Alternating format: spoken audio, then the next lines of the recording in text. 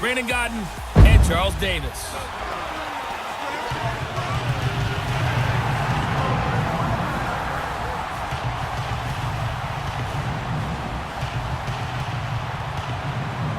With Charles Davis, I'm Brandon Godden, and it is our extreme privilege to be on hand for the Super Bowl.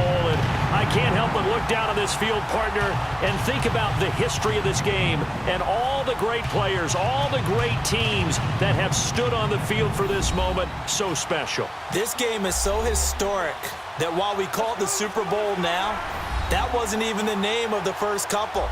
It's the AFL NFL World Championship game before the Super Bowl really took hold. And think about the Green Bay Packers winning the first two that got us kicked off and started towards where we are today. And with the whole world watching, at the end of this game, at the end of tonight, one of these two sides, they get to etch their name in NFL immortality. No doubt about it. They hold up the ultimate symbol of victory in this league, the Lombardi Trophy.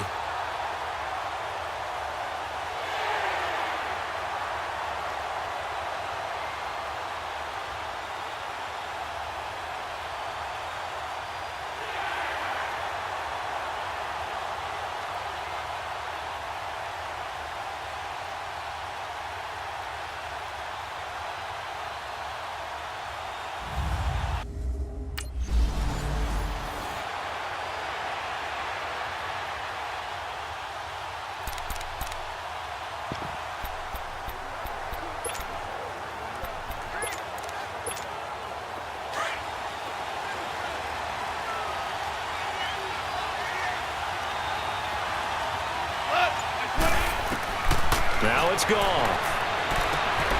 Throw left side complete to Foster.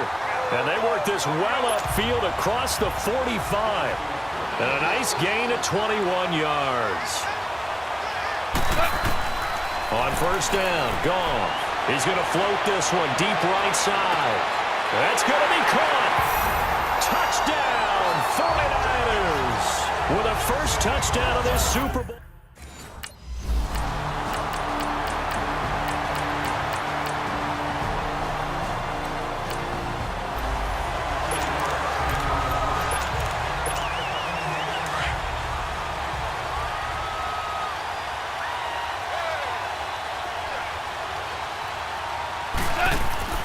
Here's gone.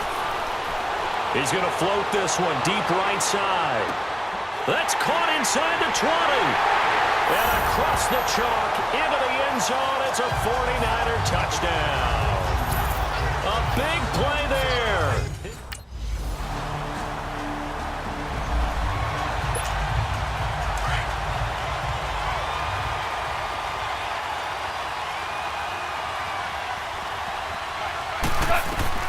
Now gone. He's going to loft one deep left side here. So they took a shot on first down but couldn't connect. And that's one he's got to be happy to have back. There wasn't a hole open in the zone. You'd have to think on early downs like that first down there, need to be a little bit more careful. Yeah, fortunately for him, got a couple more downs to play with. Now he'll look to throw here on 2nd and 10. And that's caught inside the 35. Now he's going to take it in. Touchdown, San Francisco. A big play there with his third touchdown.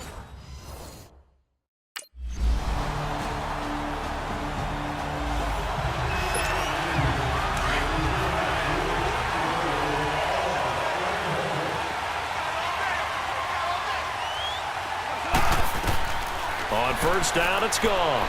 He's going to float this one deep right side. And that's caught inside the 35. And across the chalk into the end zone. It's a 49er touchdown.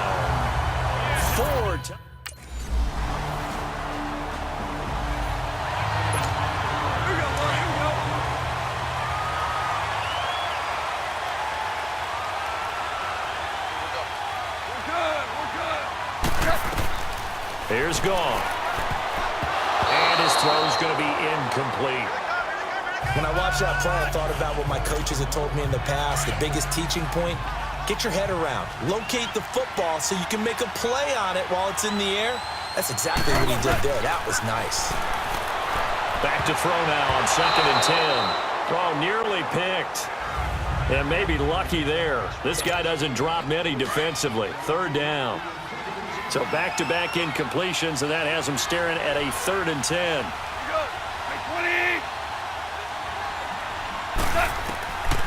Looking to throw. And incomplete. The contact made the ball roam free and brings up 4th down. The 49ers getting set to trot out there. They were forced to punt last time, and I doubt sincerely that they'll have to punt here because they're gifted with terrific field position. I don't even want to think about the idea that they would end up punting starting with this type of field position. Neither do they. Great starting spot, great opportunity to run your full playbook. If they want to take a shot here, they can go ahead and do it. Now a throw to the end zone on 1st down, but it winds up incomplete. Here's 2nd and 10 now from the 29.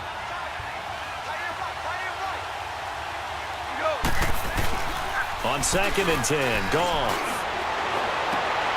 And he's going to take it in. Touchdown, San Francisco. As his guys are in for...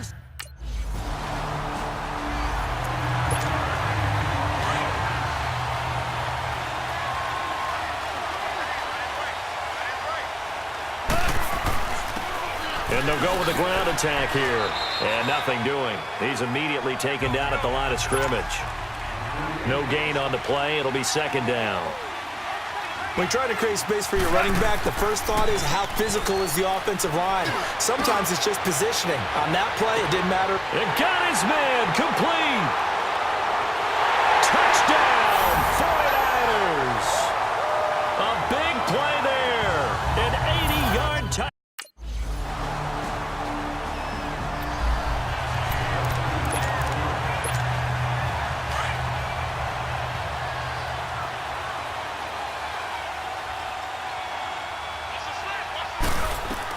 On 2nd down, here's Goff. Powering his way forward. Oh, he's able to outmuscle him here as he pulls it in.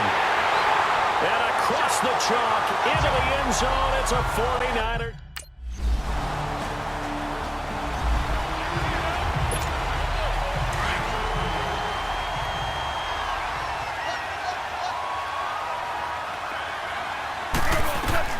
On 1st and 10, Goff. And a scary incompletion, almost picked off. It would have been their first INT of the game. Instead, 2nd down. I think it's pretty safe to say that when you're up 3 touchdowns, the last thing you want to do is hang one up there and put it in jeopardy and possibly get it intercepted. You got a nice lead. You should be able to protect it. But if you get careless with the football, look out. Now a deep ball there on 2nd down, but it'll wind up incomplete. One of the toughest things about playing defensive back is pattern reading, trying to figure out what they're doing. And on that one, they had to fly, just sending a guy downfield with the in route accompanying it, what people call a dagger route, trying to hit the guy underneath after the clear out. In this case, though, they're not able to get it done. Yeah, they said forget the underneath route. They went for the guy on the fly, but as you said, incomplete. Now they face a 3rd and 10 after back-to-back incompletions. To throw is Goff. He's going to loft one deep left side here. And that one incomplete. Had some position but couldn't hold on, and it brings up 4th down. Fair to say the secondary play, whichever side you're on, hasn't really been a glowing exhibition so far, but a nice job there to prevent a long completion. I agree with you, but at some point, someone had to make a play and try and stop this exhibition of almost... And San Francisco gets set to go here. This is sort of what you would call a put-away drive, isn't it? They score here, especially a touchdown. It's almost out of reach.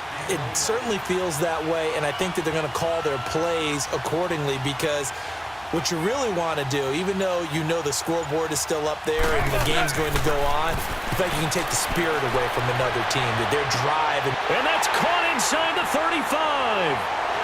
And he's going to take it in. Touchdown, San Francisco. A big play there.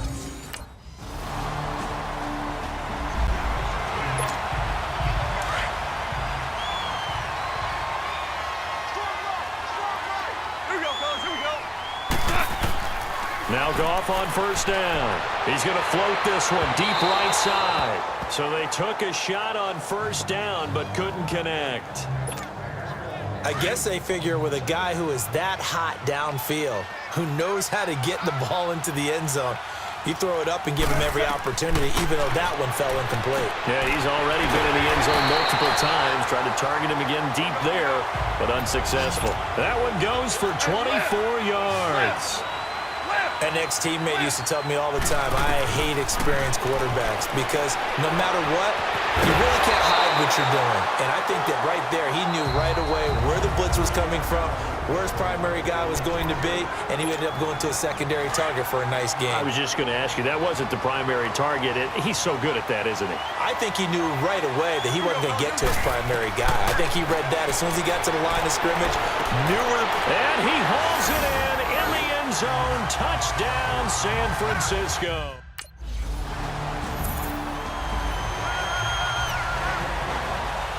Two scores down, 3 timeouts left. Still a chance if they can somehow get this one back. And the 49er hands team does its job.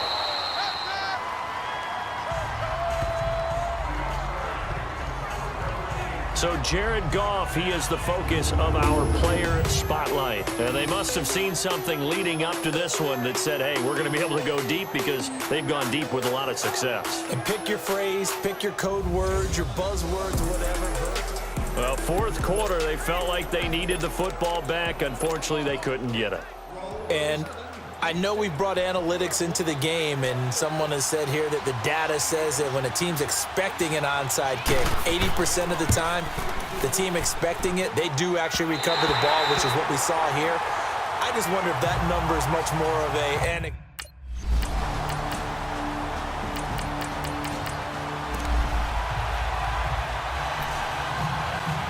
Two scores down, 3 timeouts left. Still a chance if they can somehow get this one back. And the 49er hands team does its job. The risk-reward of the onside kick, when you don't get it, the risk comes out to play, and here they gave up great field position. And that's the key to everything because you're trying your best to press advantages when you have them, and field position leads you to that type of play calling, and whether you want to blitz or whether you want to throw the ball deep, those types of things, now that they've given up that type of field position, the advantage is switched to their opponent.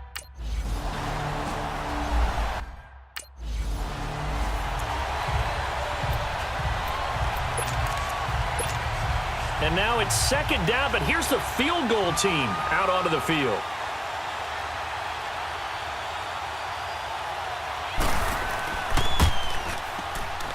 And as is to be expected, this is nowhere near being good from that distance. And this score will...